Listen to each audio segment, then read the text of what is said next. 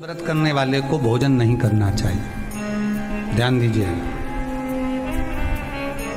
फलाहार करो, उसमें भी नमक का सेवन मत करो। प्रदोष व्रत में नमक का सेवन वर्जित होता है। कारण क्या कारण होता है? उसका एक कारण माना गया नमक की वर्जितता। जिस समय पर एक नगर में एक ब्राह्मणी रहती थी, बहुत भाव से सुनिएगा, प्रदोष व्रत नमक को त्यागने का भाव। प्रदोष व्रत की किताब में भी मिल जाएगा आपको, आप पढ़ेंगे तो सुना होगा आपने। एक ब्राह्मणी रहती थी एक नगर में, उसका पति नहीं था। छोटा सा बालक एक साथ में रहता, छोटा सा बालक। अब ब्राह्मण के घर की धर्म पत्नी है। ब्राह्मण कर्मकांड करने वाला, पूजन करने वाला, पाठ करने वाला, अनुष्ठान करने वाला, पूजन करने वाला, मंत्र जाप करने वाला, भगवत भक्ति में डूबने वाला। ब्राह्मण तो चले गया, ब्राह्मणी बच्चे के साथ रह रही। क्या करे वो? अकेली निवास कर रही, अकेली रह रही है। और ब्राह्मणी बच्चे के साथ भ्रमण करती रहती, घूमती, कहीं कहीं दर दर जाकर कुछ भिक्षा को मांग कर लेकर आ जाती। और भिक्षा लाने के बाद में उस भिक्षा को जब लेकर आती तो अपने बच्चे को भी खिलाती और स्वयं भी उसका पान करती। एक दिन ब्राह्मणी भ्रमण करते करते प्रदोष काल के समय पर शिव मंदिर में प्रवेश करी। प्रदोष काल के समय और शंकर मंदिर में जब प्रवेश करा, प्रदोष काल किसको कहते हैं? सूर्य अस्त हो रहा हो, रात्रि प्रवेश कर रही हो, दोनों का जब मिलन हो रहा हो वो प्रदोष काल कहलाता। दोनों का जब मिलन हो रहा, सूर्यास्त हो रहा हो, रात्रि अपना चरण बढ़ाने के लिए आगे बढ़ रही हो और दोनों का जब मिलन हो रहा है, वो प्रदोष काल है, वो प्रदोष का समय है। ब्राह्मणी मंदिर में प्रवेश कर रही। जब ब्राह्मणी मंदिर में प्रवेश करी, मंदिर के अंदर पहुंची, प्रदोष काल का समय था, प्रदोष का समय चल रहा था। और प्रदोष काल के उस समय में, प्रदोष काल के उस समय में जब ब्राह्मणी ने देखा कि कोई भगवान की भक्ति में लगा हुआ है, भगवान के रस तत्व में डूबा हुआ है। आज ब्राह्मणी के पास में कुछ पदार्थ नहीं है, अपने बच्चे का पेट भरने के लिए कोई सामग्री नहीं है, और कुछ आस लेके वो प्रवेश करी है, कुछ आस लेकर वो अंदर प्रवेश कर जाती है। कोई ऋषि की पत्नी, कोई ब्राह्मण जन की अर्धांगिनी उस प्रदोष के समय पर शंकर का अभिषेक पूजन कर रही थी, भगवान शिव की आराधना कर रही थी, भगवान की भक्ति में डूबी हुई थी। जब भगवान शिव की आराधना में डूबी हुई है, आराधना कर रही है,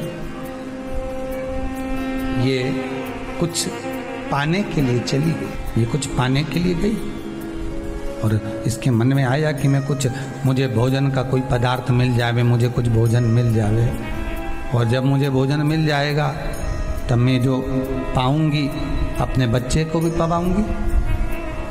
पर जिस मंदिर में वो प्रवेश करी थी, जहाँ पर नारी पूजन कर रही थी शंकर की प्रदोष काल में, वहाँ पर पड़ी हुई कुछ वस्तु को इस ब्राह्मणी ने मांग लिया। मेरे बालक को बहुत भूख लगी है, मेरा बच्चा बड़ा भूखा है, इसके भोजन के लिए थोड़ी सी सामग्री दे दीजिए, इसके भोजन के लिए थोड़ा सा कुछ रस तत्व दे दीजिए। उसने उठाया थोड़ा सा पदार्थ, कुछ जो उसके पास में था वो दिया। जब दिया तो देने के बाद जब उसे प्राप्त हुआ और होने के बाद में जब वो मिल गया उसको, तो उसने उस समय पर उस पदार्थ को जैसे ही मुख में लिया, लेते ही कहा, इसमें तो स्वाद नहीं है, इसमें स्वाद नहीं है। उस ब्राह्मणी ने बड़ा सुंदर एक संवाद कहा। घर का जो बड़ा होता है ना, घर का जो बड़े होता है, घर का बुजुर्ग जो होता है, घर का जो प्रथम स्थल प्राप्त करने वाला, मेन कुर्सी पर, अच्छी जगह पर जो बैठने वाला होता है ना, ब्राह्मणी कहती है वो कभी किसी वस्तु में ऐब नहीं देखता, मिनक नहीं निकालता। समाज के अन्नकूट होते हैं, समाज के जब अन्नकूट होते हैं महाराज, समाज के जब अन्नकूट होते हैं, बड़े बड़ी समाजों में जब कार्तिक महीने में अन्नकूट महोत्सव होते हैं, बहुत सारा प्रसाद बनता है। जो बुजुर्ग होते हैं ना, बड़े समझदार लोग होते हैं ना, तो अन्नकूट की जब प्रसाद खाने बैठते हैं ना, उसमें नमक नहीं भी होता ना तो नहीं बोलते कि इसमें नमक नहीं है। पर जो हमने डोनेशन दिया है, जब तुम आए थे समाज वाले तो हमने 1000 का लिफाफा दिया, 500 का लिफाफा दिया, 2000 का लिफाफा दिया और भोजन ऐसा बनवाया। एक व्यक्ति वो जो खाकर चुपचाप चले गया और एक व्यक्ति वो जिसने प्रसाद पर उंगली उठाई। इन दोनों को अन्नकूट की तारीख पे इनका नाम लिख लो और अगला अन्नकूट आए तब दोनों की दशा देखना। एक जो चुपचाप खाकर चले गया, भगवान के प्रसाद को प्रसाद मानकर, प्रभु का दर्शन मानकर लेकर चले गया, वो उन्नति की सीढ़ी पर चढ़ता चले गया। और जो मिनक निकालता रहा वो साल भर खटर पटर की जिंदगी जीता रहा। भगवान के प्रसाद में कभी भी ध्यान रखिएगा, भगवान के प्रसाद के अंतर्गत स्वाद की कोई मूलता नहीं होती। भगवान का प्रसाद स्वयं स्वाद है। भगवान के प्रसाद में नमक नहीं देखना, मिर्ची नहीं देखना, भगवान के प्रसाद में शक्कर नहीं देखना, भगवान के प्रसाद में कुछ ये नहीं देखना कि कितना माल डला, कितना घी, कितना बादाम, कितना काजू, कितना इलायची डला। हाँ, यहाँ तक शास्त्र कहता है कि भगवान का प्रसाद अगर बन रहा है तो उसकी सुगंध भी नहीं ली जाती है महाराज। यहाँ तक शास्त्र कहता है। जब तक भगवान उसको पानी ले तब तक उसका सुगंध भी नहीं ली जाती। और कई कई जगह तो भगवान को प्रसाद अगर सूखा सामान हाथ में आ गया, इलायची कैसी है, मंदिर के अंदर जाने वाली है भगवान को डालने के लिए, लाओ यार किसकी दुकान से आई इलायची बताओ, इलायची तो 25 बार सूंघा, हाँ हाँ अच्छी है, अब सूंघ लिया तो भगवान इसको स्वीकार करेगा क्या? अरे जम के तो बोलो। एक फूल तुमने बगीचे से तोड़ा और सोचा इसमें पहले मैं सूंघ लेती हूँ, इसमें स्वाद है कि नहीं, इस फूल में गंध है कि नहीं, इसमें सुगंध है कि नहीं, और फूल सूंघ लिया, उसके बाद तुम भगवान को देखो, भगवान स्वीकार करेगा नहीं। कई कई घरों में तो हंडी से दाल चलाती जाए ने हाथ में डाल के महाराज। ब्राह्मणी ने जैसी मुख में लिया थूक दिया। ये श्रेष्ठ नहीं है। जो ऋषि की पत्नी अंदर पूजन कर रही थी प्रदोष काल में, उसने कह दिया आपका चेहरा बता रहा है कि आप ब्राह्मण की धर्म पत्नी, पर आज आप दर दर जाकर अगर भिक्षा मांग रही हो, दर दर जाकर अगर भीख मांग रही हो, दर दर जाकर भिक्षा को मांग रही हो, तो इसमें आपके पति का दोष नहीं है, दोष आपका है। क्योंकि आप भगवान के प्रसाद में भी जो स्वाद देखी थी ना, ये आपका एक जन्म का नहीं है, ये ना जाने कितने जन्म का है। ब्राह्मणी के मस्तिष्क में बैठ गया, ब्राह्मणी के उस पुकाना वो बक्कल में नहीं अक्कल में बैठ गया कि ये स्वाद नहीं देखना।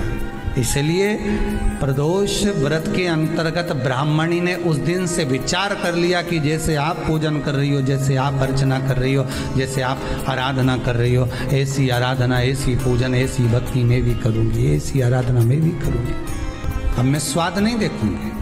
तो प्रदोष व्रत करने वाले को ध्यान रखना चाहिए कि नमक का सेवन ना करे, भोजन ना करे, फलाहार करिए, हल्का आहार करिए, प्रयास करिए।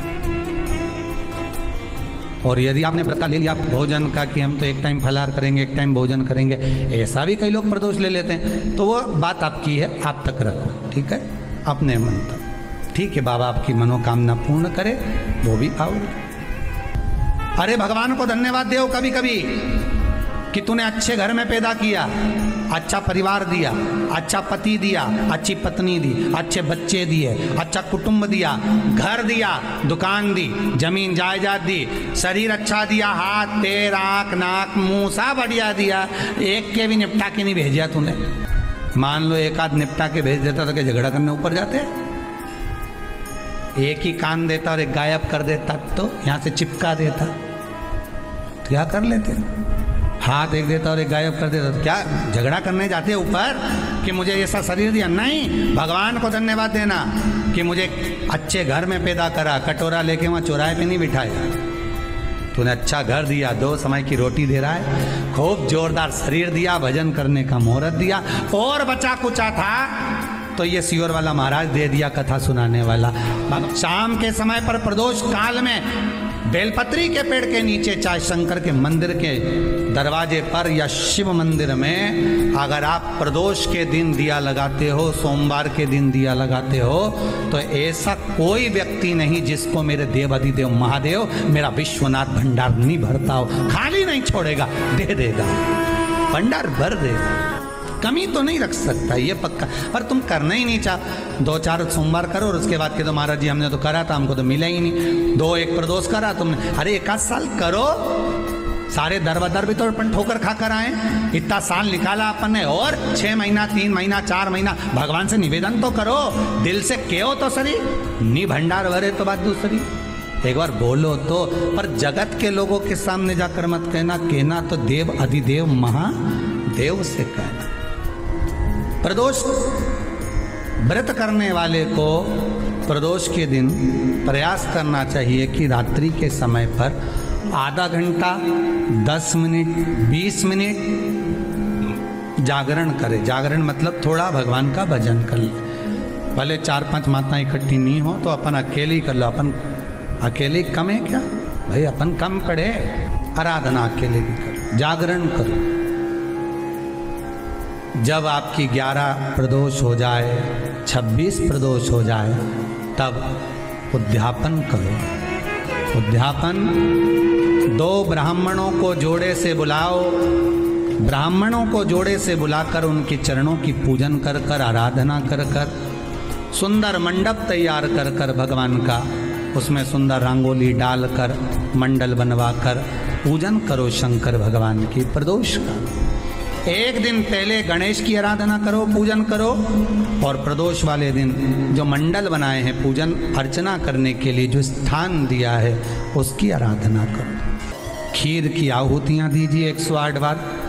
जो ब्राह्मण आए उनके माध्यम से मंत्रों द्वारा पूजन कराकर खीर की आहुतियाँ दीजिए, शिव नाम महाराज। फिर ब्राह्मणों को जोड़े से भोजन कराकर, चरणों को नमन कर कर, दक्षिणा प्रदान कर कर, निवेदन कर कर ब्राह्मणों से कहें, हे ब्राह्मण देवता, आप हमें आशीर्वाद प्रदान करें कि जिस प्रदोष का हमने व्रत किया है उस व्रत का पुण्य फल हमें प्राप्त हो।